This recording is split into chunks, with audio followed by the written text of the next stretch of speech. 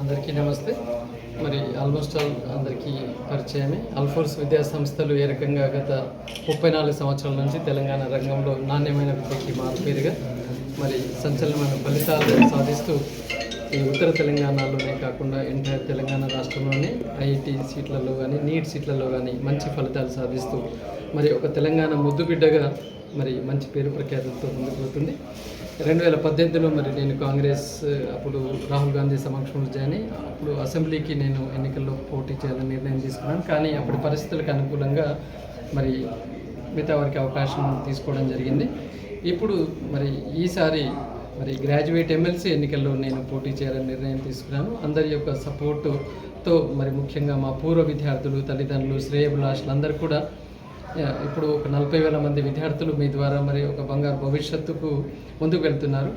మరి ఎంటైర్ మరి తెలంగాణ రాష్ట్రంలోని కొన్ని కోట్ల మంది యువత ఉద్యోగులు వారికి కూడా ఒక దిశానిర్దేశంగా వారి యొక్క సమస్యల పట్ల సోషల్ మండలిలో మరి మనము గొంతు విప్పి చర్చించే విధంగా ఎందుకు ఉండకూడదు అన్న ఆలోచనతోటి మరి ఈసారి గ్రాడ్యుయేట్ ఎమ్మెల్సీగా నేను పోటీలో ఉంటున్నాను. ఈరోజు ఇక్కడ కొత్తపల్లిలో మరి మా క్యాంప్ ఆఫీస్ ఒకటి ఇనాగరేట్ చేయడం జరిగింది. అన్ని జిల్లాల్లో కూడా మరి ఉమ్మడి జిల్లాలు తర్వాత మిగతా జిల్లాల్లో కూడా ఇలాగే పార్టీ ఆఫీసులు ఓపెన్ చేస్తున్నాం. చాలా సీరియస్గా ఈ నెలలో 1,00,000 ఎన్రోల్మెంట్ను ఒక టార్గెట్గా పెట్టుకొని ఓవరాల్గా 3 లక్షల ఎన్రోల్మెంట్ చేసుకొని మరి కనీవిని ఎరగని రీతిలో భారీ మెజార్టీతో గెలుపొందాలని ఒక కసిగా ఎంటైర్ టీమ్స్ బాగా వర్క్ చేస్తున్నాయి. విద్యారంగాన్ని యథావిధిగా మనం ఎక్కడ ఎలాంటి డిస్టర్బెన్స్ లేకుండా మా పిల్లలు, తల్లిదండ్రులు దానిలో అది కొనసాగుతూనే మరి ప్రజాసేవ చేయాలని కూడా ముందుకు రావడం జరిగింది. మరి ముఖ్యంగా తెలంగాణ రాష్ట్రంలో ఇంకా విద్యా వ్యాప్తికి కృషికి మనం ఎంతో చేయాల్సి ఉంది. భారతదేశంలోనే తెలంగాణను మరి అగ్రగామిగా నిలిపే దిశగా ప్రభుత్వంతో మరి చేదోడు వాదోడుగా ఉంటూ తప్పకుండా ఈ నిరుద్యోగుల గళాన్ని అక్కడ వినిపిస్తూ మరి ఎన్నో వేకెన్సీస్ ఉన్నాయి, ఎన్నో ఉపాధి అవకాశాలు ఉన్నాయి. ముఖ్యంగా రేవంత్ రెడ్డి గారు కూడా ఈ మధ్యకాలంలో తను తీసుకున్న నిర్ణయాలు నిజానికి ఆకర్షితులుగా చేసి ఉన్నాయి.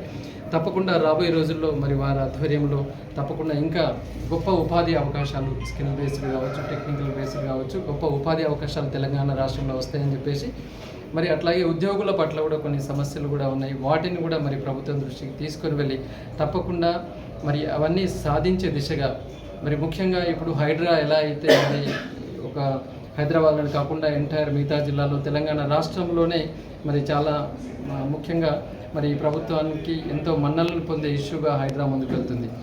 నేను గెలిచిన తర్వాత తీసుకునే ద బిగ్గెస్ట్ టాస్క్ ఏంటంటే ఎక్కడైతే ప్రభుత్వ పాఠశాలలు, ప్రభుత్వ కళాశాలలు ఉన్నాయో ఆ భూమి కూడా చాలా అన్యాకృతమై ఉన్నది. ఎంతోమంది చుట్టుపక్కల ఆక్రమణ చేసుకొని ఒక 10 ఎకరాలు ఉండాల్సిన ఒక కాలేజీ ఆవరణ ఇవాళ ఒక 4 ఎకరాలకు కుదించబడింది. అది ఉస్మానియా యూనివర్సిటీ చుట్టుపక్కల కావచ్చు, ఎస్ఆర్ డిగ్రీ కాలేజ్ చుట్టుపక్కల కావచ్చు, లేకపోతే ప్రతి జిల్లాలో ఎక్కడైనా కావచ్చు. అలాంటిది కూడా చేపట్టి మళ్ళీ మన పాఠశాలలు విద్యార్థులు ఆడుకోవడానికి ఏదైతే క్రీడా కేంద్రాలు ఉన్నాయో అవన్నీ ఐజిటీస్గా తెచ్చే విధంగా కూడా మరి ప్రభుత్వం దృష్టికి తీసుకువచ్చి వాటిలో కూడా మరి సక్సెస్ఫుల్ చేస్తూ, ఎందుకంటే ఇవాళ మనం చూస్తున్నాం క్రీడా ప్రాంగణాలు అనేది యువతకు ఎంతో అవసరం. ఎందుకంటే మన భారతదేశం ఒక యువ భారతదేశం. ఆ యువ భారతదేశం ఫిట్ ఉన్నప్పుడు మాత్రమే మనం ఇంకా ప్రపంచంలో మనం అగ్రగామిగా వెళ్ళవచ్చు. కాబట్టి ఆ దిశగా కూడా మరి తప్పకుండా మేము అడుగులు వేస్తామని, అట్లాగే ప్రభుత్వ పాఠశాలల్లో కూడా ఎన్నో మౌలిక వసతులు ఇంకా మనకు ల్యాబ్సెస్ ఉన్నాయి వాటి పట్ల, అట్లాగే ఎంప్లాయీస్ యొక్క డిఏల రూపంలో కానివ్వండి ఇవి కూడా, అట్లాగే ప్రైవేట్ పాఠశాల కళాశాలకు కూడా చాలా సమస్యలు ఉంటున్నాయి. వాటిని కూడా మనం తప్పకుండా చేసే దిశగా వెళ్తాను. గతంలో ఉన్న ఎమ్మెల్సీలు అందరూ కూడా రాజకీయంలో ఒక భాగంగా వాళ్ళు గెలిచిన తర్వాత మళ్ళీ రాజకీయాన్ని జనరల్ రాజకీయంలో ఫోకస్ చేశాడు తప్ప కానీ ఇప్పటివరకు గ్రాడ్యుయేట్ ఎమ్మెల్సీలో ఎన్నికై గెలిచిన ఏ ఒక్క నాయకుడు కూడా మరి నిరుద్యోగుల పట్ల కానీ ఉద్యోగుల పట్ల కానీ ఒక వారధిగా వ్యవహరించిన ఖాతాలు చాలా తక్కువ. వేరేజ్ మనం టీచర్స్ ఎమ్మెల్సీ ఎన్నికలు గెలిచిన వాళ్ళు చూసాం. పాపం వాళ్ళందరూ కూడా టీచర్స్ యొక్క సమస్యల పట్లనే కోపడ్డారు, ప్రయత్నం చేశారు. వాళ్ళు మిగతా రాజకీయాన్ని పట్టించుకోలేదు. నిజానికి టీచర్స్ ఎమ్మెల్సీ అనేది చాలా సక్సెస్ఫుల్గా జరుగుతున్నది. ఎందుకంటే వాళ్ళందరూ కూడా టీచర్స్ యొక్క సమస్యల పట్ల ప్రభుత్వం దగ్గర మరి గలం విప్పి వారి సమస్యల సాధనకి కృషి చేస్తున్నారు. వేరేజ్ మన గ్రాడ్యుయేట్ ఎమ్మెల్సీ విషయానికి వచ్చినట్లయితే గెలిచిన నాయకులు అందరూ మళ్ళీ రాజకీయంలో కలిసి రాజకీయం చేయడానికే ఉపయోగించుకున్నారు తప్ప కానీ నిరుద్యోగుల పట్ల కానీ లేకపోతే ఉద్యోగుల పట్ల కానీ మరి అలాంటిది వాళ్ళు చేసిన దాఖలాలు లేవు.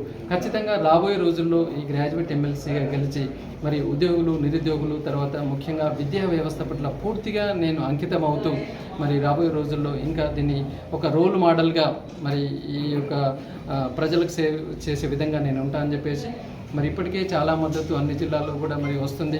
చాలా మంచి సపోర్ట్, నేను ఊహించినంత కూడా సపోర్టు, ఈవెన్ విదేశాలలో కూడా నుంచి కూడా మరి కాల్స్ వస్తున్నాయి. సార్ ఇప్పటికైనా మీరు ఆలస్యం చేశారు, రండి, మీలాంటి వాళ్ళ రాజకీయంలో అవసరం ఉంది అని చెప్పేసి సంపూర్ణ మద్దతు మేము ఇస్తాము అని చెప్పేసి చాలా ధైర్యంగా వాళ్ళు చెప్తా ఉంటే అనిపిస్తుంది. Yes, definitely I have taken a right decision. ఎట్టి పరిస్థితుల్లో వెనకంజ వేసేది లేదు. తప్పకుండా టికెట్ ఏ పార్టీ నుంచి అనేది ఇప్పుడు నేను ఫోకస్ చేస్తలేను. ఏ పార్టీ అయినా పర్లేదు, సేవ చేయాలనుకున్నప్పుడు పార్టీ అనేది ముఖ్యం కాదు. మనం ప్రశ్నించే గొంతుగా అన్నదానికి కాకుండా ప్రభుత్వంతో ఏ పార్టీ నుంచి గెలిచినా ప్రభుత్వంతో కలిసి పనిచేసే విధంగా ఉండాలన్నది నేను యొక్క ప్రధాన ధ్యేయంగా పెట్టుకున్నాను.